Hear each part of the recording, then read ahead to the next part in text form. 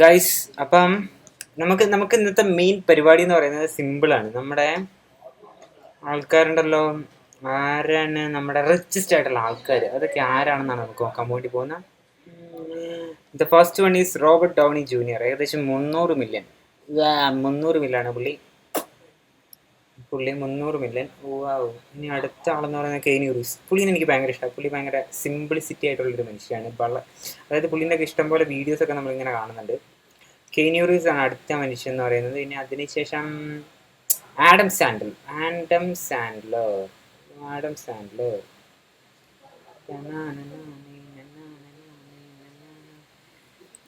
Adam Sandler Adam സാൻഡലാണ് പുള്ളി. പുള്ളീൻ്റെ ഇതിനകത്ത് ഇത് എന്താ ജസ്റ്റ് ഗോ വിത്ത് ഇറ്റ്, അത് മാത്രമാണ് ഞാൻ ആക്ച്വലി കണ്ടിട്ടുള്ളത്. ബാക്കി ഇല്ല, കണ്ടിട്ടില്ല. അപ്പോൾ പുള്ളി ഒരു കൊമേഡിയനാണ് വിത്ത് ഒരു അമേരിക്കൻ ആക്ടർ കൂടിയാണ്. പുള്ളീൻ്റെ നെറ്റ്വർത്ത് എന്ന് പറയുന്നത് ഏകദേശം $440 മില്യൺ. പുള്ളിയാണ് 440 മില്യൺ. പിന്നെ ജോർജ് ക്ലൂണി എനിക്ക്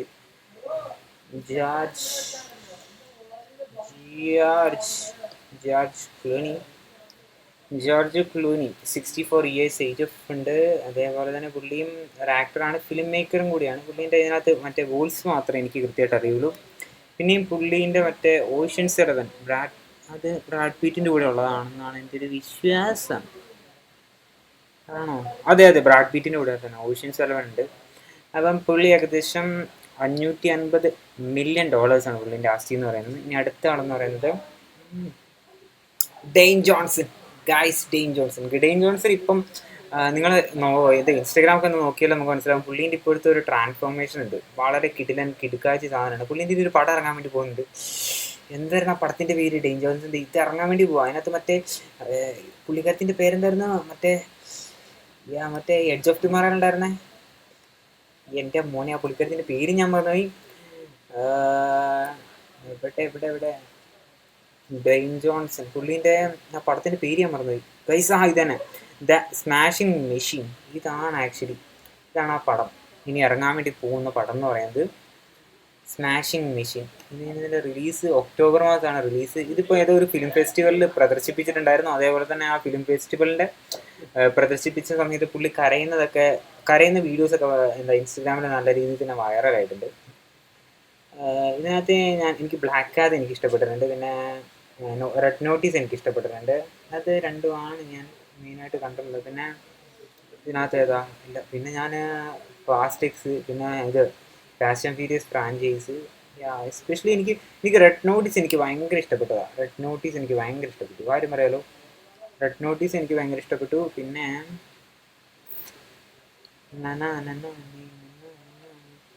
റെഡ് നോട്ടീസ് ആണ് ആക്ച്വലി എനിക്ക്. പിന്നെ ബ്ലാക്ക് കാത് ഞാൻ എൻ്റെ ലൈഫിൽ ഞാൻ ആദ്യമായിട്ട് തിയേറ്ററിൽ പോയി കണ്ട പടം എന്ന് പറയുന്നത് ബ്ലാക്ക് കാതാണ്. അതൊരു വളരെ വളരെ ബെസ്റ്റ് മെമ്മറി ഓഫ് മൈ ലൈഫാണ്.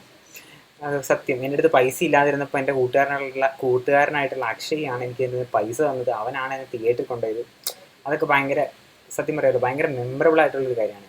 ഇത് ബ്ലാക്ക് കാതത്തിന് പോയതൊക്കെ. റെഡ് നോട്ടീസ്, അങ്ങനെ ഷാറുഖാൻ. പിന്നെ നമുക്ക് ഷാറുഖാനെ പറയേണ്ട ആവശ്യമില്ലല്ലോ. 876 മില്യൺ ആണ് പുള്ളിൻ്റെ ആസ്തി. 876 മില്യൺ. ഇനി ഇതിനകത്ത് ടോപ്പ് 10 ആകെയുള്ള ഒരു മനുഷ്യൻ എന്ന് പറയുന്നത് ഷാറുഖ് ഖാൻ മാത്രമാണ്. വേറെ ആരും തന്നെ ഉണ്ടാവാൻ ചാൻസ് ഇല്ല. പിന്നെ ടോം ക്രൂസ്. ഇതിനകത്ത് എത്ര പേരാണ് ടോം ക്രൂസ് ഫാൻസ്? ഞാൻ ഭയങ്കര ഒരു ടോം ക്രൂസ് ഫാനാണ്. ഏകദേശം ലാസ്റ്റ് ഇറങ്ങിയ മിഷൻ ഇമ്പോസിബിൾ ദ ഫൈനൽ റെക്കഗ്നിങ് വരെ നമ്മൾ തിയേറ്ററിൽ പോയി കണ്ട സാധനമാണ്. ഭയങ്കര അത്ര ഇഷ്ടപ്പെട്ടത്. ഇതിനകത്ത് എനിക്ക് ഏറ്റവും നിരാശ തോന്നിയൊരു സാധനം എന്ന് പറയുന്നത് ടോപ്പ് ഗൺ മാവറിക്ക്. അത് തിയേറ്ററിൽ പോയി കാണാൻ സാധിച്ചില്ല. അതിനെനിക്ക് നല്ല വിഷമമുണ്ട്, കാര്യം പറയാലോ. പിന്നെ ഇതിനകത്ത് ഏതായിരുന്നു? പിന്നെ ഐസ് വൈറ്റ് ഷർട്ട്. ഇതൊരു പടമായിരുന്നു. മറ്റേ കുബ്രിക്കിൻ്റെ പടം, സ്റ്റാൻലി കുബ്രിക്കിൻ്റെ പടം. ഇതൊരു പടമായിരുന്നു. ഇതിനകത്ത് ആ തുടക്കം തൊട്ട് അവസാനം വരെ എന്തൊക്കെയാണ് അതിനകത്ത് കാണിച്ചു വെച്ചിരുന്നത്. ഇതൊരിക്കലും എനിക്ക് പടം ആദ്യം കണ്ടപ്പോൾ എനിക്ക് ഇഷ്ടപ്പെട്ടു എന്ന് ചോദിച്ചാൽ എനിക്ക് അത്ര കണ്ടൊന്നും പിടിച്ചില്ല. ബട്ട് പിന്നെ ഇങ്ങനെ ലേറ്റർ ഇതിൻ്റെ കുറേ സീൻസൊക്കെ നമ്മൾ ഇൻസ്റ്റയിലോ ബാക്കിയുള്ളിടത്ത് ഇങ്ങനെ കാണാൻ തുടങ്ങിയ പിന്നെ എനിക്കിത് ഭയങ്കര ഇഷ്ടപ്പെടാൻ തുടങ്ങി. പിന്നെ ഭയങ്കര കൾട്ടായിട്ട് എനിക്ക് തോന്നി. ഭയങ്കര ഇഷ്ടപ്പെട്ടു ആ സാധനം എന്ന് പറയുന്നത്. Tom Cruise. ഊഫ്, കൊളാട്രൽ. ഇനി പുള്ളീൻ്റെ അടുത്ത് ഇറങ്ങാൻ പോകുന്ന പടം ഏതാ? ഇല്ല, അപ്കമിങ് ആയിട്ട് ഒന്നും തന്നെ ഇല്ല. അത് ഒന്നും റിവീൽ ആക്കിയിട്ടില്ല. 2022 മറ്റേ ഫൈനൽ റെക്കഗ്നിങ് ഇറങ്ങിയതാണ് ലാസ്റ്റത്തെ. Tom Cruise. പിന്നെ ജെറി ഷോൺഫീൽഡ് അങ്ങനെയാണെന്നാണ് എൻ്റെ വിശ്വാസം. ജെറി 71 വയസ്സ്. ഓ പിന്നെ ഇതാ പുള്ളീൻ്റെ ഇതിനെക്കുറിച്ച് ഞാൻ അറിഞ്ഞിട്ട് കണ്ടിട്ട്. ഈ ഷോൺ ഫീൽഡ് എന്ന് പറയുന്ന സീരീസിൽ ഈ പുള്ളീൻ്റെ തന്നെ ഒരു ഫിക്ഷണൽ ക്യാരക്ടറായിട്ടാണ് ഈ ഒരു സീരീസിൽ പുള്ളി വന്നേക്കുന്നത്. പുള്ളീൻ്റെ നെയിമിൽ ഒരു ഫിക്ഷണൽ ക്യാരക്ടറായിട്ട് ഷോൺ ഫീൽഡ്. ഇനി അടുത്തത് അർണോൾഡ് ആണ്. ടെർമിനേറ്റർ. പുള്ളിനെ കണ്ട ആദ്യം തന്നെ എനിക്ക് നമ്മുടെ ടെർമിനേറ്റർ ആണ് ഓർമ്മ വരുന്നത്.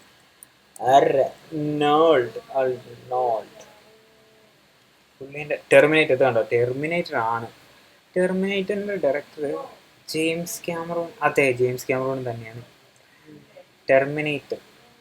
പുള്ളീൻ്റെ ടെർമിനേറ്റർ. പുള്ളിയാണ് ഇപ്പം കിഡിനാനായിട്ട് നിൽക്കുന്നത്. 1.1. പുള്ളി രണ്ടാമത്തെ ആളാണ്. ഇനി വേറെ ആളും വേണ്ട, ടൈലർ പെറി.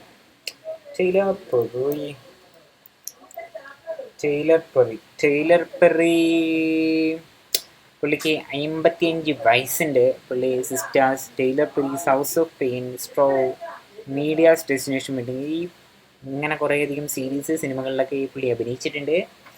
എനിക്ക് ഈ ലിസ്റ്റിൽ വന്നപ്പോഴാണ് എനിക്ക് പുള്ളിനെ അറിയുന്നത് തന്നെ. അല്ലാതെ എനിക്ക് പുള്ളിനെ അറിയ പോലും ഇല്ല ഗൈസ്, ഏകദേശം ഒരു അമേരിക്കൻ ആക്ടറാണ്, അതേപോലെ തന്നെ കൊമേഡിയനാണ്. ഓക്കെ ഗൈസ്, അപ്പം അതങ്ങ് കഴിഞ്ഞു. ഓക്കെ, ഇവരാണ് റിച്ചസ്റ്റ് ആയിട്ടുള്ള ആക്ടേഴ്സ്.